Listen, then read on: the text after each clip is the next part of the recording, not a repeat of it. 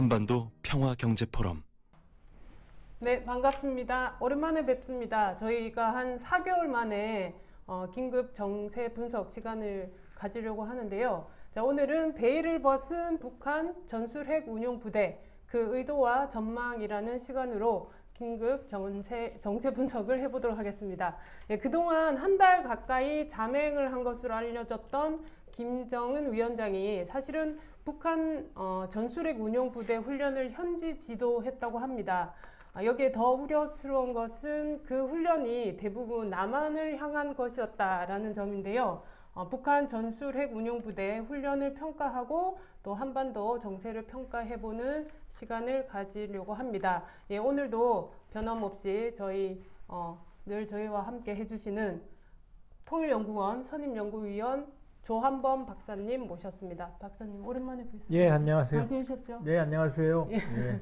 예, 그동안 박사님 그 팬들이 많이 기다렸을 것 같은데 오랜만에 영상 인사 한번 해보시죠. 예, 반갑습니다. 오늘 이 녹화하는 날이 쌀쌀해졌는데요. 이제 여름에서 바로 겨울로 가는 그런 느낌인데요. 이 환절기 건강 조심하시고, 다행히 또 코로나가 이제 점차 수그러들기 때문에 또 일상을 찾아가는 그런 단계인 것 같습니다. 반갑습니다. 네. 자, 그러면 첫 번째 질문부터 본격적으로 시작해 보도록 하겠습니다. 예, 북한이 그저께였죠. 10일 조선중앙통신과 노동신문을 통해서 그동안 진행됐던 전술핵 운용 부대 훈련을 대대적으로 공개를 했는데요. 어떤 내용인지 좀 설명 부탁드립니다. 이제 핵무기는요, 이제 전술핵에 대한 개념은 좀 다른데, 쉽게 말하면 위력이 좀 약하고 그 다음에 사거리가 1000km 이내 짧은 요 무기를 전술핵이라고 그래요. 그러면 사거리 1000km 이내면 어디죠? 북한에서? 한국이죠. 한국이죠. 그러니까 우리가 그동안 북한이 핵무기를 실전 배치했다라는 추정만 있었는데 전술핵을 운영하는 부대에 훈련을 했으니까 북한 표현을 믿는다고 그러면 이제 실전 배치된 거고, 그걸 지금 훈련을 25일부터 10월 9일까지 북한 매체에 따르면 10월 10일 날 대대적으로 보도했거든요. 네. 7차례의 전술핵 운영부대의 미사일, 탄도미사일 발사가 있었고, 여기에 모두 김정은 위원장이 참가를 한 것으로 지금 얘기가 되고 있거든요. 그러면 최근에 9월 8일 날이죠. 최고인민회의에서 이 핵교리, 이제 핵을 어떻게 쓰느냐를 핵교리라고 그러는데, 그걸 법으로 만들었어요. 공개했어요. 그 세계에서 그런 나라는 북한이 유일합니다. 보통 이제 핵무기 사용은 전략적 모호성, 왜냐면 워낙 위험하니까 애매하게 유지하는데 그걸 아예 법으로 박았어요. 그런 다음에 이번에 실전 운용 중인 부대, 그것도 대부분 남한을 향한, 그것도 집중적인 25일부터 10월 9일까지 7차례, 물론 이후에도 더 다른 행동 훈련도 있었는데, 그렇기 때문에 죄송한 얘기지만 이제 핵무기를 머리고 사는 세상에 우리가 와 있다, 이런 상당히 우울한 말씀을 드릴 수밖에 없겠네요. 네, 매번 북한과 관련된 소식들은 이렇게 우울한 소식이어서 제가 나오면은 안 된다니까요. 네. 좀 기쁜 소식으로 만나 뵐 수 있기를 고대하겠습니다. 그럼 주목할 만한 이번에 새로운 전술핵 무기가 있었나요? 7번 탄도미사일을 쐈는데 보통 이제 300km에서 1000km까지를 단거리, 이걸 이제 SRBM, 쇼트 레인지라고 그러고요. 300km 이내는 CRBM이라고 합니다. 클로스 레인지, 근접 무기. 대부분 1000km 이내였어요. 그리고 10월 4일 날 발사된 것만 사거리가 4500km, 일본 열도를 넘어간 화성 12형이거든요. 화성 12형의 경우 이제 엔진이 과거에는 주 엔진이 있고 보조 엔진 4개가 있었거든요. 이건 구형이에요. 근데 이제 단일 엔진으로, 또 탄두도 좀 뭉툭해졌기 때문에 기술적인 진보가 좀 있었던 것으로 판단이 됩니다만, 그러나 새로운 건 없다. 그동안 쐈던 KN-23이라고 하는 사거리 800km의 북한판 이스칸데르, 그 다음에 사거리 400km 내에 북한 전술 지대지 미사일 에이테킴스라고 그러거든요. 400km. 그 다음에 사거리 400km 내외의 초대형 방사포. 이거는 이제 다연장 로켓인데 유도 장치를 달아서 거의 로켓처럼 운영을 하는 거거든요. 이 세 가지가 주종을 이뤘고 또 SLBM 잠수함 발사 탄도미사일도 하나 수중에서 발사한 게 있고요. 이외에 122mm, 240mm 재래식 방사포 이런 것들이 집중적으로 운영이 됐거든요. 그렇기 때문에 새로운 건 없지만 이미 북한이 개발한 실전 배치된 무기들을 집중적으로 실전 훈련을 했다. 그렇기 때문에 우려했던 일들이 그리고 이제 전술핵 운영 부대들이라는 표현을 썼거든요. 그 하나가 아닌 거죠. 여러 가지 부대들을 돌아가면서 김 위원장이 장소와 시간을 달리하면서 뭐 전에는 보통 오전에 쐈는데 이번에는 오전, 밤, 새벽 시간대 특히 기억나세요? 김정은 위원장이 문재인 대통령한테 친서를 보내서 앞으로 새벽 시간에 잠설 칠 일 없게 만들겠다 이런 얘기 기억나죠? 이제 새벽에 쐈거든요. 1시 48분 58분에 그러니까 그걸 공식적으로 깬 거죠. 이제 새벽잠 못 자겠다는 거죠. 심보도 하여튼 고약해요. 하여튼 그 김정은 위원장이 젊어서 새벽잠이 없어서 그런 걸까요? 그 정도 나이 먹었으면 저기 철들만큼 됐는데 참 보면은 뭐 조금 이렇게 지금 만담 형식으로 합니다만 참 보면 좀 옹졸한 그런 행태들이 좀 당해봐라 이런 그런 게 드러나는 별로 그렇게 그 사려 깊지 못한 전략적이지 않은 행동들을 많이 합니다 북한이. 네. 그리고 이번에 김정은 위원장이 직접 현지 지도도 했다고 하고 또 리설주 여사도 보이고 그렇게 뭐 좀 크게 보도가 될 줄 알았는데 그동안 북한 매체에서 일절 보도를 하지 않았잖아요. 그 이유는 무엇일까요? 이제 25일, 9월 25일부터 자 이렇습니다. 9월 25일 그 다음에 28일, 29일, 28일, 29일은 한미연합훈련 할 때거든요. 그 다음에 10월 1일, 그 다음에 10월 4일, 10월 6일, 그 다음에 10월 8일 이렇게 지금 계속 도발을 했거든요. 이 기간 중에 한 번도 보도를 안 했어요. 그래서 김정은 위원장이 자맹한다, 뭐 이상설도 나올 뻔했거든요. 근데 보통 북한은 김정은 위원장이 현지 지도를 안 하거나 큰 전술적인 전략적인 의미가 없으면 보도를 안 하거든요. 그래서 그렇게 판단을 했어요. 그런데 알고 보니까 정말로 특대형 전술핵 운영 부대라는 충격적인 이 핵무기를 가지고 정말로 우리를 위협한 모든 현장에 김정은이 있었던 거고 그 다음 심지어 리설주 여사까지 같이 그 사진도 좀 웃긴 게 둘이 서로 귀를 막고 놀래는 장면이에요. 그러니까 그게 뭐냐 우리가 이렇게 큰 충격적인 장면을 보이고 있다 이런 걸 좀 보여주려는 쇼케이스라고 보여지거든요. 그러니까 리설주 여사가 미사일 발사장에 나온 건 처음이에요. 과거에 뭐 한두 번 군 그 시찰에는 동행한 적은 있는데 따라서 그동안 모았다가 지금 보도한 날이 10월 10일이거든요. 당창건 기념일. 그때 집중적으로 김정은의 업적을 보이려고 의도적으로 총경의 법식으로 공개를 한 것 같아요. 네, 뭔가 보여주기 위해서 보도를 아껴놨다가 그때 보여준 거군요. 예, 아까 또 말씀하신 중에 그 탄도미사일 SLBM을 쐈다고 말씀하셨는데 이번에 뭐 저수지에서 쐈다는 얘기가 있던데요. 그러면 이게 저수지까지 이제 뭐 수중 기지로 만든다라고 봐야 할까요? 뭐 어떻게 해서? 지금 북한 매체 보도는 그런데 이게 블랙 코미디예요. 왜냐하면 SLBM 잠수함 발사 탄도미사일은 자 물속에는 레이더가 파가 못 들어가거든요. 그러니까 잠수함은 못 잡아요. 그 잠수함에 탄도미사일을 싣고 물속을 떠다니면 굉장히 위험하죠. 어디인지 모르니까. 이게 잠수함 발사 탄도미사일 SLBM의 특성이거든요.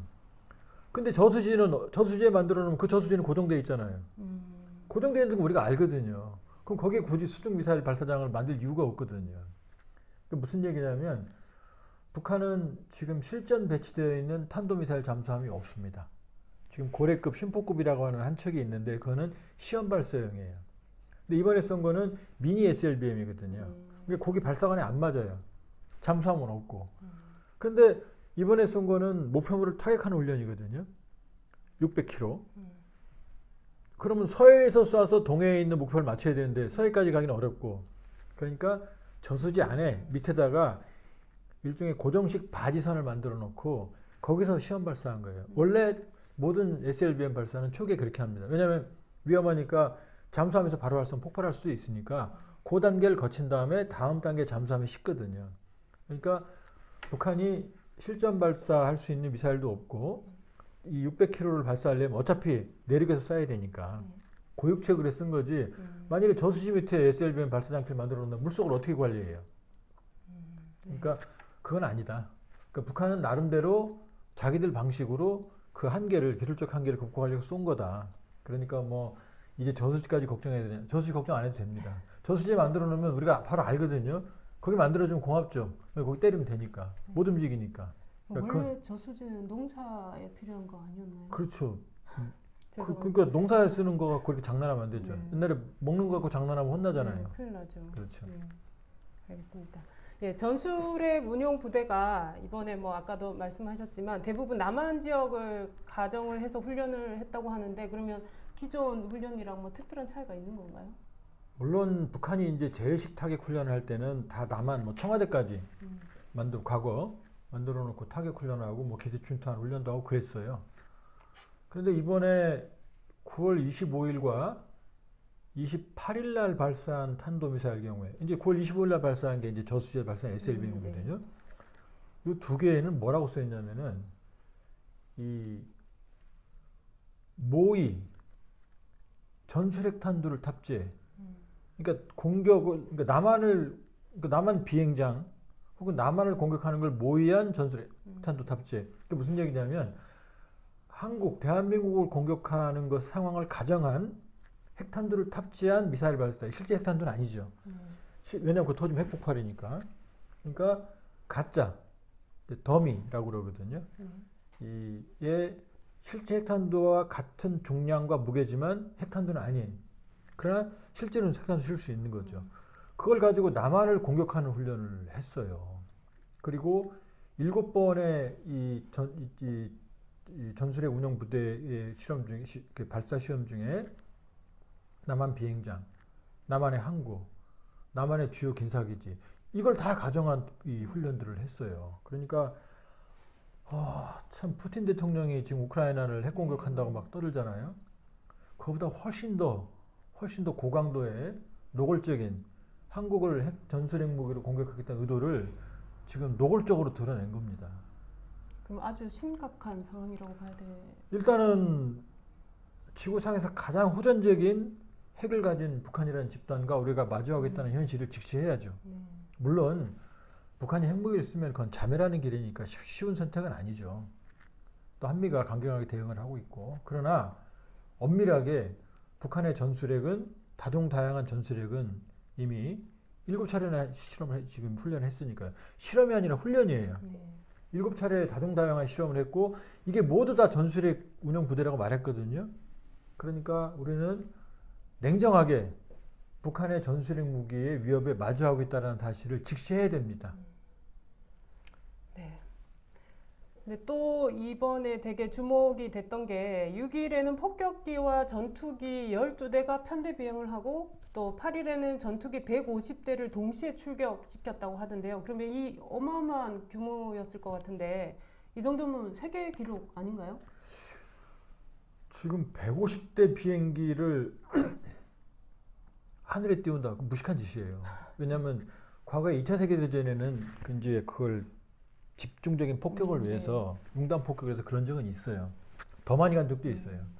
근데 현대전은 지금 미국 항공모함 전단이 굉장히 센 거 알죠? 거기도 전투기가 80대밖에 안 돼 있어요. 그 비행기들도 순차적으로 뜹니다. 150대가 동시에 가면 항공 통제가 안 돼요. 지들끼리 오인할 수도 있고 서로 이 문제가 생길 수도 있거든요. 그러니까 보통 편대 뜬 다음에 폭격하고 돌아오고 이렇게 하거든요. 북한의 항공기가 한 600여 대 되는데 대부분 구식이에요. 6.25 때 쓰던 것도 많아요. 그러니까 150대 띄웠다는 얘기는 그냥 뜰 수 있는 거 아닌 거 모두 다 띄운 거예요. 정말 무식한 짓을 한 거죠. 뭐냐면 과시한 거죠. 왜? 그때 우리가 30대가 떴거든요.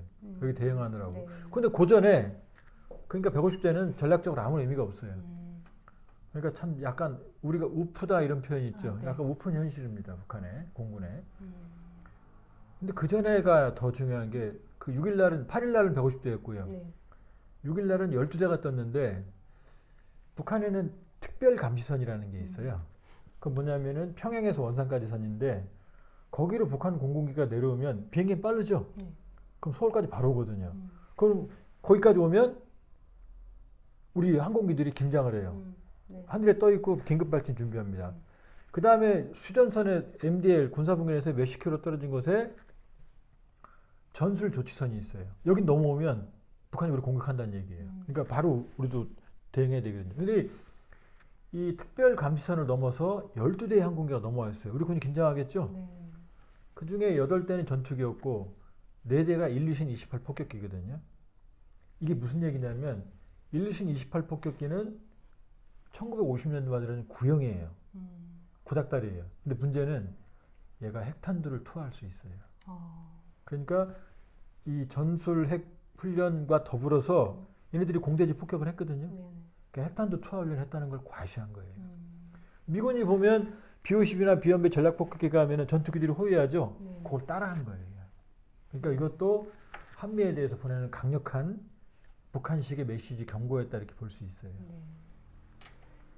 네, 그리고 북한은 이제 자신들의 무력 시위가 한미 조금 전에 말씀하신 것처럼 한미 군사적인 공세에 대한 뭐 정당한 대응이다라고 이렇게 강조를 했는데 이 부분은 또 어떻게 봐야 할까요? 그건 북한 말이 틀린 건 아니에요.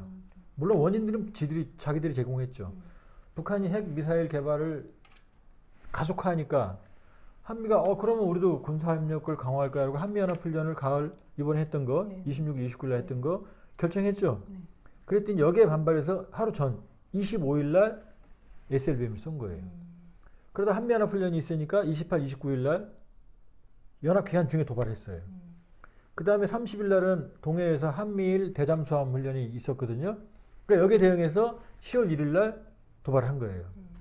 그 다음에 10월 4일 날 이제 레이건호가 동해에서 떠나니까 항공모함 전단이 10월 4일 날 보란듯이 이제 보복으로 이 사거리 4,500km 일본 열도를 넘어가는 화성 12형을 쏜 거거든요. 그랬더니 로널드 레이건호가 이례적으로 귀향하던 발걸음부터 동해로 다시 돌아왔어요. 그랬더니 10월 6일 여기 반발해서 북한이 또 쐈어요. 비행기도 띄웠고요. 그래서 대한민국 공군이 30대로 압도적으로 무력으로 12대 띄운 거에 대응을 하니까 10월 8일 날은 또 150대 기막힌 숫자를 띄워서 대응을 한 거거든요. 그러니까 이게 T4텟이라고 그러거든요. 서로 주고받기식, 치고받기식. 그러니까 자기들은 한미의 이 군사훈련, 한미가 북한을 압박을 하고 있다라고 판단하고 있는 거고 여기에 대응을 했다라고 이제 강조하고 있는 거예요. 근데 문제의 원인은 본인들이 자기들이 핵과 미사일을 개발했기 때문에 이런 일이 벌어진 거거든요. 지금 이런 상황입니다. 네. 김정은 위원장이 최근에 뭐 적들과 이제 대화할 내용도 그리고 필요성도 느끼지 않는다라고 얘기를 했는데 그렇다면 이제 우리 뭐 대화는 물 건너 갔다고 봐야 할까요? 김여정 부부장, 김여정이 기억나시죠? 다만 네네네. 절대로 상대하지 않을 것이다. 네. 기억나시죠? 네. 근데 김정은은 뭐라고 말했어요? 대화할 내용도 필요성도 느끼지 않는다. 같아야 아니면 이쪽이 훨씬 더 순화되어 있어요. 좀 순화되어 있죠. 그러니까 지금 이 김정은 위원장의 언급은 김여정보다는 훨씬 더 순화되어 있어요. 그리고 자기들의 행동이 도발적인 게 아니라 한미가 공세적으로 대응을 하니까 여기에 대한 대응이다라고 말하고 있는 거거든요. 그러니까 이 얘기는 뭐냐면 사실은 가만히 들여다보면 대화를 안 할 것 같지만 내용도 필요성도 느끼지 않는다고 그랬잖아요. 그럼 내용이 있으면 대화할 거 아니에요. 필요성을 느끼면 할 거 아니에요. 우회적으로 해석을 하면 제가 좀 긍정적으로 해석을 하는지 모르겠지만 자기들이 원하는 내용을 가지고 자기들이 원하는 조건에서 대화를 제의하면 할 수도 있다라는 거예요. 뭔가 실마리가 생기면 예. 대화를 할 수 있다. 왜냐하면 북한이 지금까지 계속하는 얘기가 대북 적대시 정책을 먼저 처리해라 이거거든요. 네. 근데 한미연합훈련을 북한은 그러니까. 자신들에게 공세적인 거라고 판단하고 있는 거예요. 네, 알겠습니다. 박사님의 그 긍정적인 해석이 맞기를 기원합니다. 뭐 우리 유튜브 볼 테니까 김정은 위원장이 제 말 알아듣겠죠. 그래요? 네. 네. 꼭 시청하시길 바랍니다. 네. 네. 그렇지만 또 우울하게도 7차 핵실험을 단행할 가능성도 크다라는 전망도 있던데요. 어떻게 보시나요? 지금 다들 7차 핵실험 하면 뭐 큰 난리 날 것 같이 얘기를 하는데 실제로 뭐 파급 효과가 충격이 크겠죠. 근데 북한은 이미 6번 2006년, 2009년, 2013년, 2016년 2번, 2017년 11년 동안 6번 핵실험을 했어요. 근데 파키스탄은 1998년에 5월 28일과 30일 날 이틀에 걸쳐 6번을 몰아서 했어요. 그리고 그들이 핵실험 안 했어요. 그리고 전술핵을 다 완성해 버렸거든요. 오히려 핵무기 숫자로는 인도보다 더 많아요. 근데 지금 많은 예측들이 북한이 전술핵 무기 개발을 위해서 핵실험이 필요하다고 그러는데 파키스탄은 98년에 이틀에 6번 해놓고 끝내버렸거든요. 전술핵 많거든요. 이미 북한은 3차 때 소형화 경량화를 달성했거든요. 본인들의 표현에. 그러면 지금 단계에서는 북한이 핵실험이 급하지 않아요. 미국은 1000번도 넘게 했기 때문에 핵실험을 계속 해야 돼요. 그 여러 가지 시뮬레이션 형태로. 근데 지금 단계의 북한으로서 기술적으로는 핵실험은 안 급하다. 그러면 왜 핵실험이 있느냐? 풍계를 왜 복구하느냐? 핵실험장을. 핵실험을 하면 이게 충격요법식으로 미국을 압박하거든요. 세계에 충격을 주거든요. 그러니까 지금 핵실험을 한다면 정치적 카드지 기술적 카드는 아니에요. 그러니까 7차 핵실험은 임박한 게 아니고 앞으로 상황 전개에 따라 달려 있어요. 지금 북한과 한미가 일종의 자존심 싸움까지 양보 없는 이 치킨 게임을 하고 있거든요. 그러니까 북한이 이번에 이제 마지막 도발했단 말이에요. 이제 로널드 레이건 항모가 이제 돌아가겠죠. 제 판단으로는 요 때까지는 이제 휴직일 거예요. 추가적인 어떤 충돌이 없는 한. 그러나 북한이 가난하기 때문에 150대 비행기 또 띄울 수 있겠어요? 기름도 없는데. 계속 T4에서 못 하겠죠. 그러니까 자기들이 기술력이 취약하니까 만일에 압박에 몰리면 그때는 정치적 카드로 쓸 거예요. 근데 지금은 핵실험을 하려는 동향만 갖고도 충분히 미국을 압박하고 있거든요. 그러니까 급하게 단행할 이유가 없죠. 그러나 코너에 몰리면 북한은 할 거다. 그러니까 북한 핵실험은 북한의 의지도 있지만 한미가 상황을 어떻게 관리하느냐 여기에 따라 달렸다 이렇게 볼 수 있어요.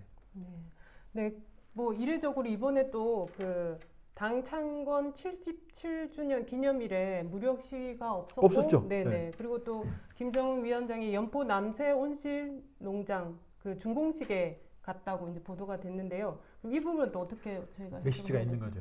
25일부터 10월 9일까지는 집중적인 무력 시위로 자기들의 존재감을 보여줬어요. 과거에 없던 일이에요.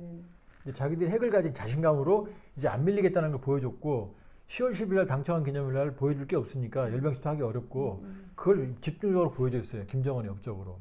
그 다음에 예상을 깨고 10월 10일 날은 금수산 태양공장도 안 갔고 김정은이 오히려 어딜 갔느냐? 연포에 있는 남새 연포 비행장을 바꿔서 대규모의 우리로 치면 온실 농장을 만들었거든요. 그러니까 뭐예요? 이건 민생 행보죠. 그러니까 예상을 깨고 무력 시위가 아니라 민생 행보를 택한 거예요. 이것도 메시지가 있는 거예요. 난 안 건드리면 이제 나는 민생으로 간다. 우리는 핵을 가졌으니까 이 메시지예요.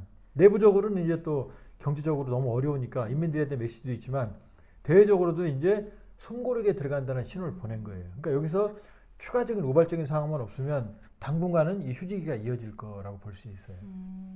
그러면 꼭 북한 내부에 뭔가 전달하는 메시지뿐만 아니라 대외적도 있죠. 저희 일단 숨고르기.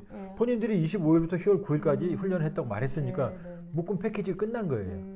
그러니까 향후에는 물론 본인들이 판단하기에 어떤 동향이 있으면은 무력 시위를 하겠지만 그냥 이렇게까지 다급하게 또 할 여유도 그다음 의도도 또 그 실효성도 별로 지금은 없는 거예요. 그러니까 큰 이변이 없는 한 이 9월 25일부터 10월 9일 같은 집중적인 무력 시위는 조금 당분간은 자제할 가능성이 있습니다. 그러나 한미의 대응에 따라서 또 북한의 오판에 따라서는 얼마든지 또 가능성이 있는 거죠.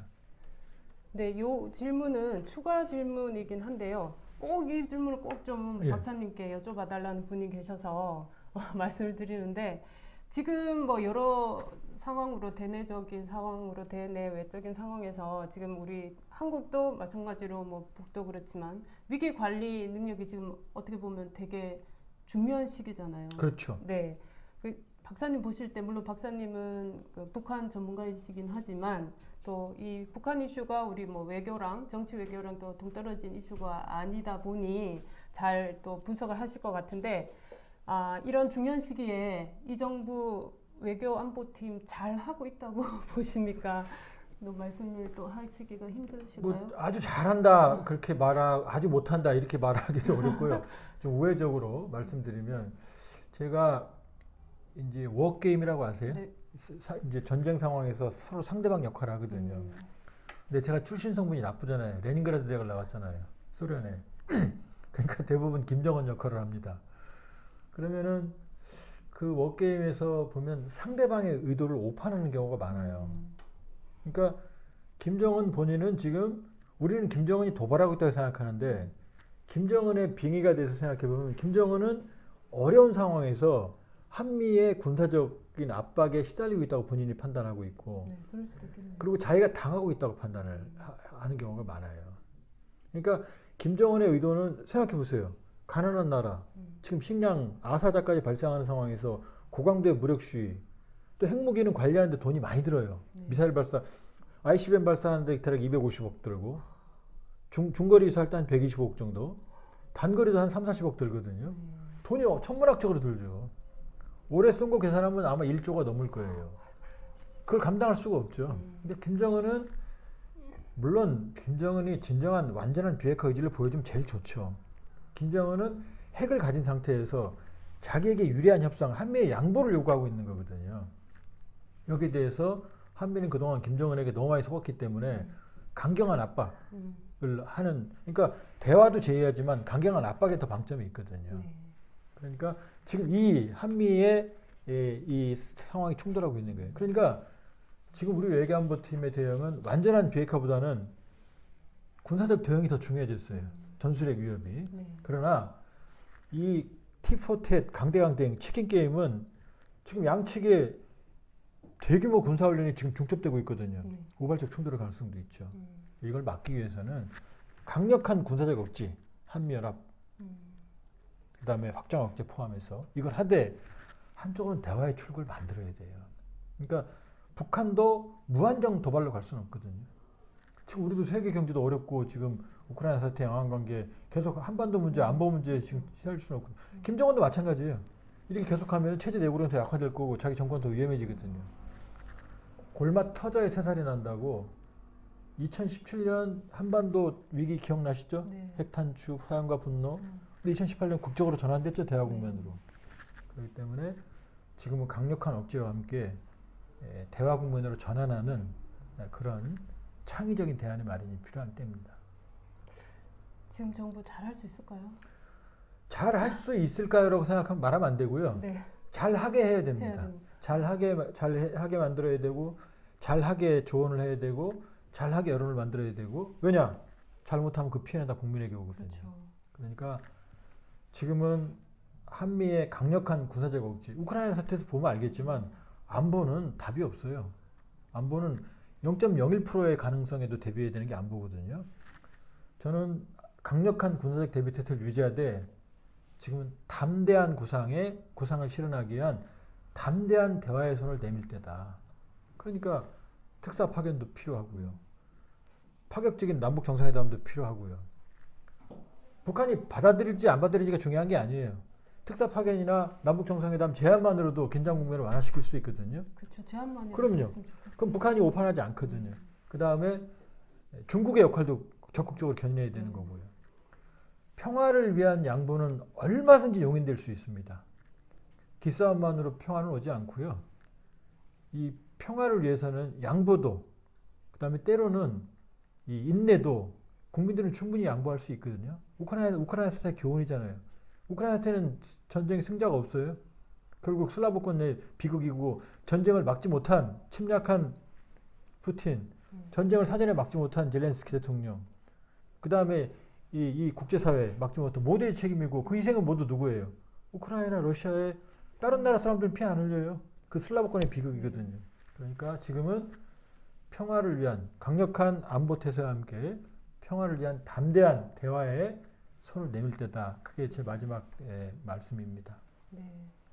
뭐 비슷한 질문이긴 한데 추가적으로 그러면 지금 이런 전반적으로 남북 관계도 그렇고 한미 관계 뭐 여러 가지 상황들을 고려할 때 지금 이런 상황에서 우리가 해야 할 과제는 풀어야 할 과제는 뭘 것 같아요? 지금 아까도 말씀드렸지만 위기가 고조되면 대화의 기회도 생겨요. 왜냐하면 양측 다 피로감이 있거든요. 그러니까 지금은 대화의 타이밍이 왔습니다. 양측 다 거세게 부딪혔거든요. 그리고 양측 다 지금 피로감이 있어요. 그러니까 지금은 대화를 위한 출구를 모색해야 된다. 그러나 저 취약한 내골에 김정은이 먼저 움직이지는 않을 거예요.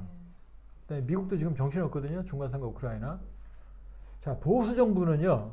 전 세계에서 이 보수 정권 때 가장 큰 변화들이 일어났어요. 헬무트 콜 독일 보수 정부에서 통일했죠. 그다음에 미중 관계도 미국 보수 정권에서 됐습니다. 왜냐하면 보수 정권은 파격적인 평화를 위한 이 발걸음에 대해서 오해를 안 받거든요. 진보 정부는 오해를 받거든요. 그렇기 때문에 저는 윤석열 정부가 성찰적 보수, 정말로 평화의 거대한 전기를 이루는 그런 보수가 되기를 바라고요. 지금 뭐 여러 가지로 뭐 국제정세, 국내 문제 많지만 저는 한반도 평화에 큰 이정표를 윤 정부가 세운다면 저는 정말 성공한 정부로 평가받을 수 있을 거다. 그리고 지금 그 기회의 창이 열리고 있고 기회의 창을 만들어야 된다. 이렇게 생각합니다. 그 의지를 만들어내는 것도 뭐 저희의 몫이라고 볼 수 있겠죠. 네. 오랜만에 박사님 모시고 또 저희가 긴급 정세 분석 시간을 가져봤는데요. 어땠는지 모르겠습니다. 박사님 여전히 또 오늘도 이렇게 재밌고 명쾌한 분석을 해주셔서 감사드리고요. 다음에 또 저희가 새로운 이슈와 함께 박사님과 여러분들 다시 찾아뵙도록 하겠습니다. 자, 오늘 박사님 수고 많으셨습니다. 예, 다음에는 뭐 남북 정상회담 개최 뭐 이런 걸로 지금 뵙게 너무 기대됩니다. 자, 여러분 네, 건강하세요. 좋은 소식으로 만나 뵙도록 하겠습니다. 고맙습니다.